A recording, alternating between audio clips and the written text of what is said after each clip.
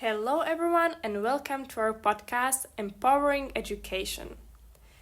Today's episode is called Inclusive Voices, and we will be talking about inclusion in schools, if we should or should not include disabled students to normal education. We have a voice of a typical teaching.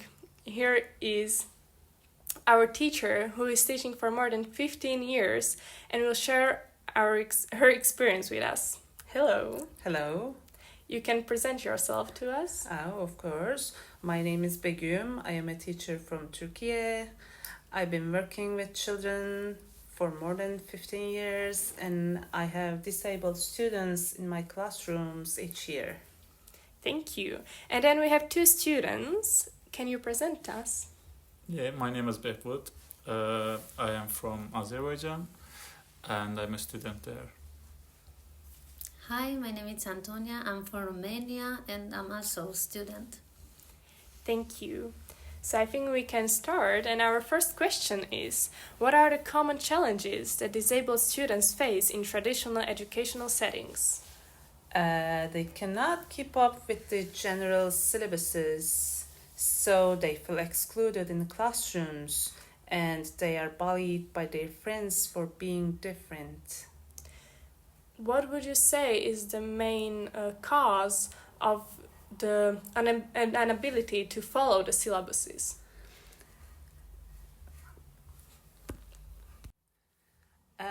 They have their own syllabuses, so we follow it. So they don't have many disadvantages while learning. They learn less. Okay, so in one class you have normal students with normal syllabuses, Yeah. and also in the same class you have students with other syllabuses. Yes. And you're That's teaching true. two syllabuses at the same time. Yeah, we are trying.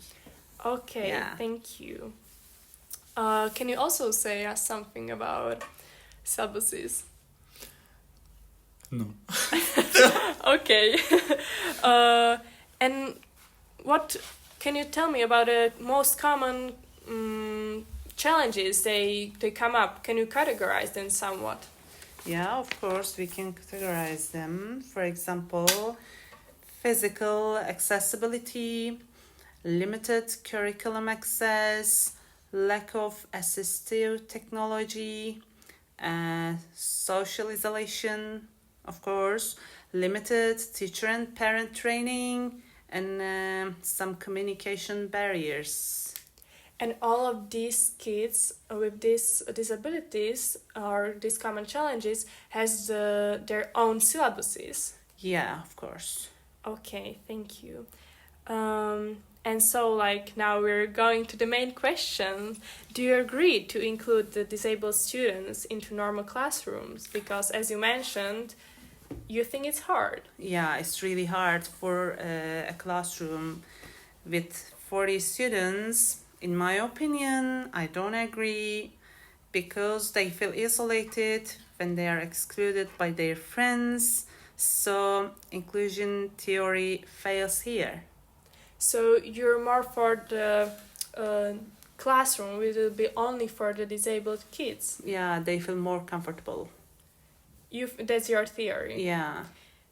I strongly disagree with that because I think they shouldn't be feel excluded from classroom from other normal kids. Actually, also all of them are same in my opinion. Yeah. So teaching kids with disabilities in the same classroom as kids who don't have any disabilities is inherently wrong. In fact, inclusive education is a fundamental principle of equity and diversity in education systems worldwide. Here are some reasons why inclusive education is beneficial. Promotes diversity and acceptance, fosters social integration, encourages academic growth, and it also supports personalized learning, and it prepares students for real-world diversity. Thank you. That's a great theory, but how can we improve? Do you have any ideas on how we can actually do it? Because as as we already heard, it is very hard to do it when we have 40 students, but you say it's very important. So can you give us any tips or ideas how that can be done? So it can be enabled by having comprehensive and collaborative approach involving policymakers, educationers, families, communities, and disability right advocates. Here are some strategies.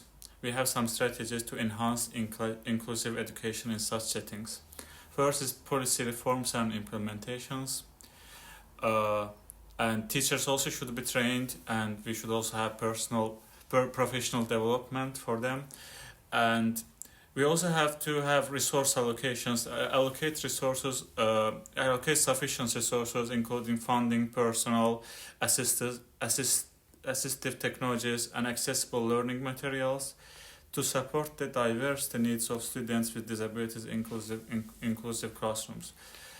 And also accessible infrastructure is a must, and curriculum adaptation and modification.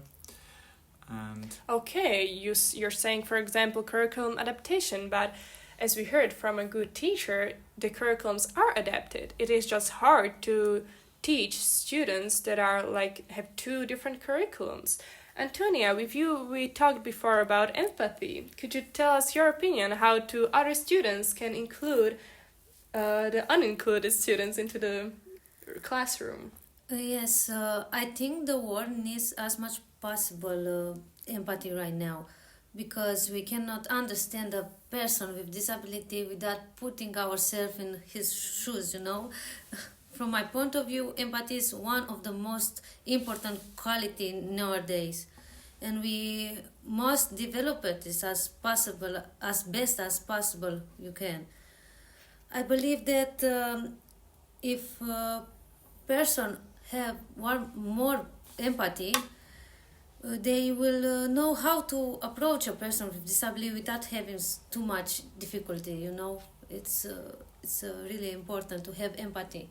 Sure, and do you have any tips how we could help the kids learn empathy?